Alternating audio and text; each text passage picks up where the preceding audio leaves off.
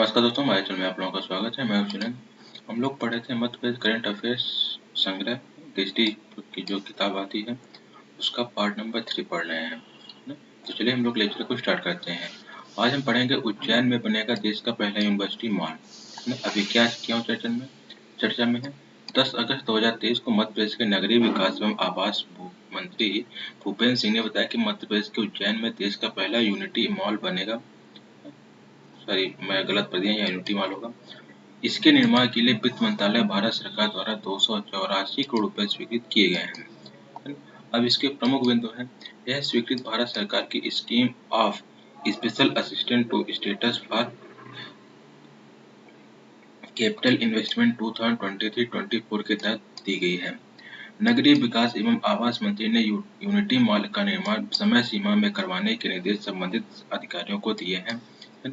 Unity mall one district one product GI product हस्तशिल्प उत्पाद एवं अन्य स्थानीय उत्पादों के प्रमोशन एवं विक्रय के लिए वन स्टॉप मार्केट प्लेस के रूप में कार्य करेगा। प्रदेश में सभी जिलों के उत्पादों को प्रदर्शित करने के लिए दुकानें रहेंगी। यूनिटी मॉल में अन्य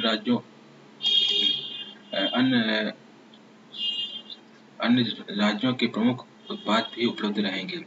यह सभागार खाने के स्टॉल और गार्डन भी रहेगा। यहाँ उल्लेखनीय है कि प्रत्येक प्रदेश में एक यूनिटी मॉल का निर्माण होना है। भारत सरकार में पहली ही स्वीकृत मध्य प्रदेश को मिली है। प्रदेश के सूक्ष्म लघु मध्यम उद्यम विभाग और एनआईडी के बीच हुआ एमओयू। अब चर्चा में क्यों है। 9 अगस्त 2023 को मध्य प्रदेश में एक जिला एक उत्पाद के तहत छतरपुर जिले के प्रसिद्ध फर्नीचर उत्पाद को राष्ट्रीय और अंतर्राष्ट्रीय बाजार उपलब्ध कराने के लिए प्रदेश के सूक्ष्म लघु मध्यम उद्यम विभाग और नेशनल डिजाइन संस्थान के बीच एमओयू हुआ है। अब इसमें एमएसएमई विभाग के सचिव सह आयुक्त पी नरहरि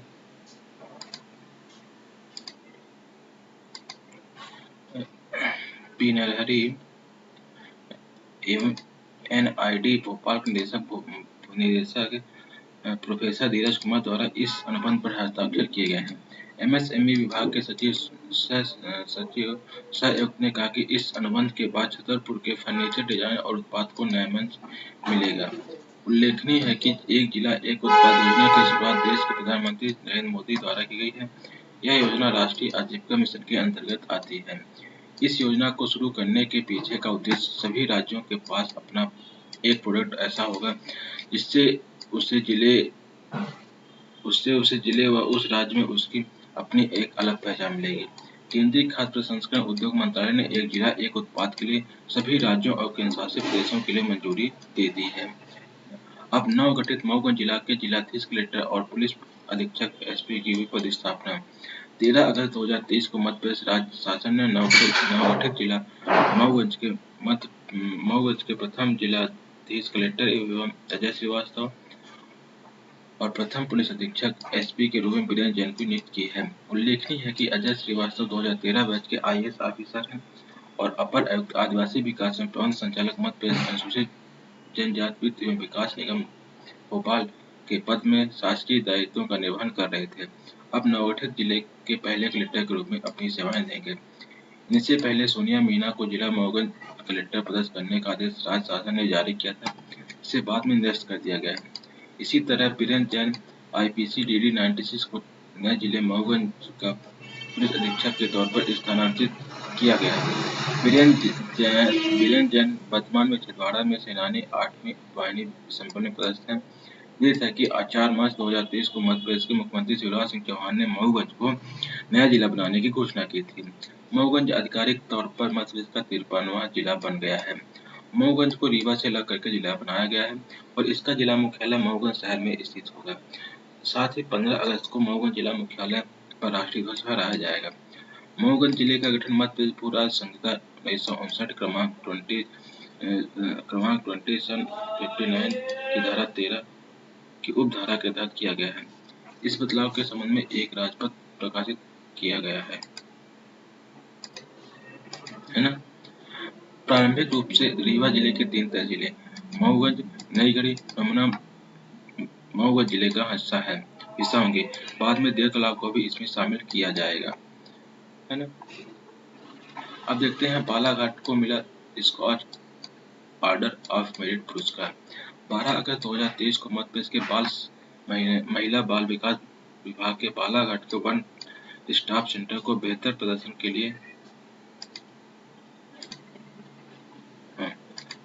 लिए स्कॉच अवार्ड के ऑर्डर ऑफ मेरिट 2023 से सम्मानित किया गया है। अब इसके प्रमुख बिंदु क्या है? बालाघाट वन स्टॉप सेंटर वर्ष 2018 से जिले में सभी प्रकार की हिंसा से पीड़ित महिलाओं और बालिकाओं को स्वीकृत रूप से सहायता एवं सहयोग प्रदान कर रहा है। इसके साथ ही पीड़ित महिला एवं बालिका को तत्काल, आपातकालीन और गैर आपातकालीन सुविधाएं उपलब्ध कराई जा रही है। इनमें मनोवैज्ञानिक परामर्श, FIR, पुलिस चिकित्सा, विधिक और न्यायालयीन सहायता प्रमुख है। बालाघाट जिले में दूरस्थ क्षेत्र की महिलाओं को भी सखी सेंटर का लाभ मिले, इसके लिए जिला प्रशासन के प्रयासों से दूसरा वन स्टॉप सेंटर जिले की बैनर तहसील में संचालित किया जा रहा है। उल्लेखनीय है कि वर्ष 2003 से स्थापित स्कॉच पुरस्कार एक स्वतंत्र संगठन द्वारा प्रदान किया जाने वाला देश का सर्वोच्च नागरिक सम्मान है।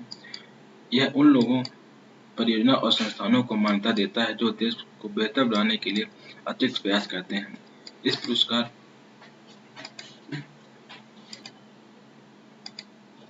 इस पुरस्कार के लिए देश भर में नॉमिनेशन प्राप्त हुए थे। इसमें से 3 चरणों में प्रस्तुतिकरण और मूल्यांकन के बाद यह चयन हुआ है। यह one stop centre collector doctor Girish Kumar Mishra और जिला कार्यक्रम अधिकारी वंदना धूमकेती के मार्गदर्शन में संचालित हुआ है। अब क्या है? प्रधानमंत्री ने रखी संत रविदास मंदिर की आधारशिला। अब चर्चा में क्यों है? 12 अगस्त 2023 को प्रधानमंत्री नरेंद्र मोदी ने बड़तुमा सागर में 11 एकड़ भूमि पर लगभग 100 करोड़ रुपए की लागत से आकार लेने वाले संत शिरोमणि श्री रविदास जी के स्मारक और मंदिर का वैदिक मंत्रोच्चार के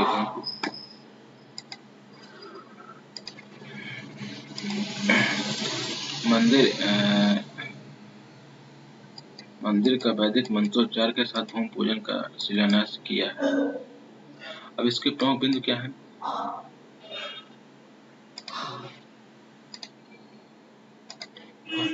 इस अवसर पर उन्होंने शिला पाटका का अनावरण भी किया है और मंदिर की प्रतिकृति का अवलोकन किया है। इसी के साथ देश के 5 स्थानों से प्रारंभ की गई समरसता यात्रा का भी समापन हुआ है।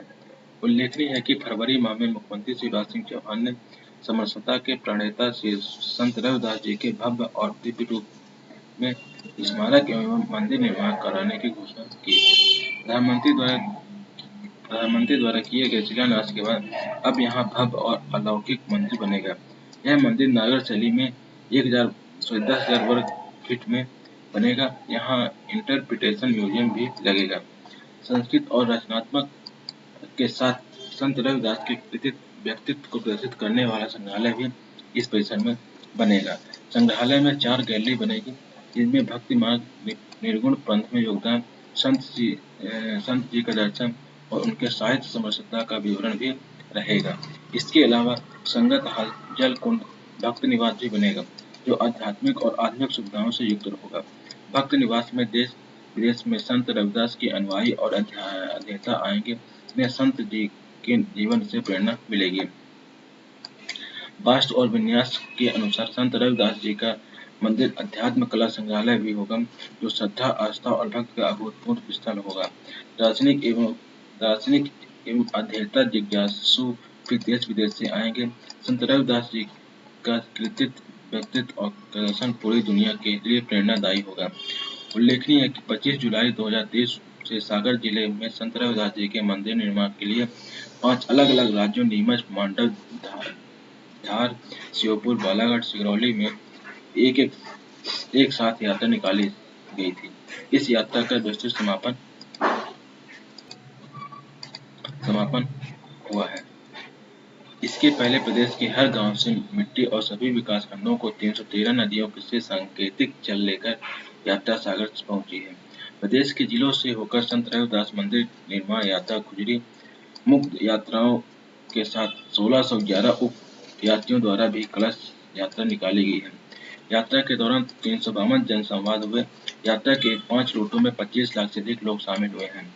मध्य प्रदेश के 20,641 गांवों की मिट्टी और 313 नदियों के सांकेतिक जल एकत्र कर सागर पहुंची समरसता यात्रा के दौरान संत रविदास जी के व्यक्तित्व और कृतित्व पर केंद्रित 10 रथ निरंतर चलते रहे हैं, है ना। अब क्या है, प्रदेश के शासकीय सेवकों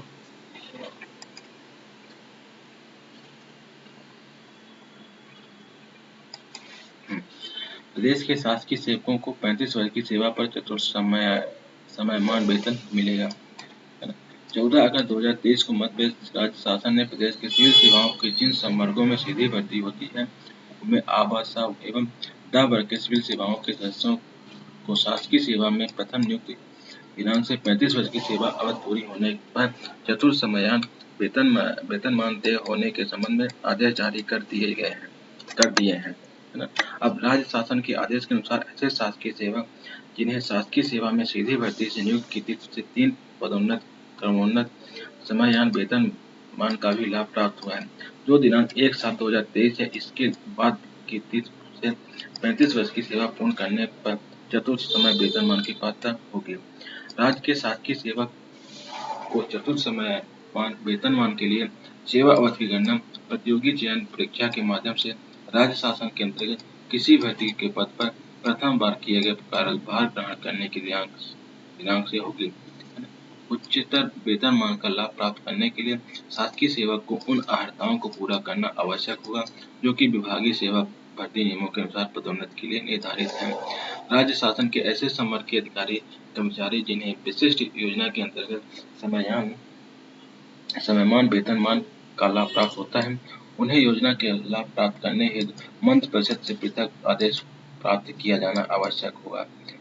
यदि किसी संवर्ग के परिशिष्ट 1 के अनुसार निर्धारित चतुर्थ समयमान वेतनमान के तुल्य अथवा अधिक लेवल का वेतनमान प्राप्त हो रहा है, तब उन्हें वर्तमान प्राप्त लेवल का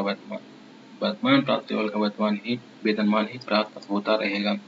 मध्य प्रदेश राज्य की सिविल सेवाओं के सदस्यों को चतुर्थ समयमान वेतनमान के अंतर्गत मध्य प्रदेश वेतन पुनरीक्षण नियम 2017 7वें वेतन के अनुसार मैट्रिक्स लेवल वर्ग आ प्रथम श्रेणी, वर्ग बा द्वितीय श्रेणी, वर्ग सा तृतीय श्रेणी, कार्यपालिका एवं सचिवीय सेवाएं एवं वर्ग दा चतुर्थ श्रेणी है। तो अब मैं यहाँ लेक्चर को खत्म करता हूँ। अब नेक्स्ट पार्ट में आएगा, तो हमारे चैनल को सब्सक्राइब कर लीजिएगा और इस वीडियो को ज़्यादा से ज़्यादा लोगों तक शेयर कर दीजिएगा। धन्यवाद।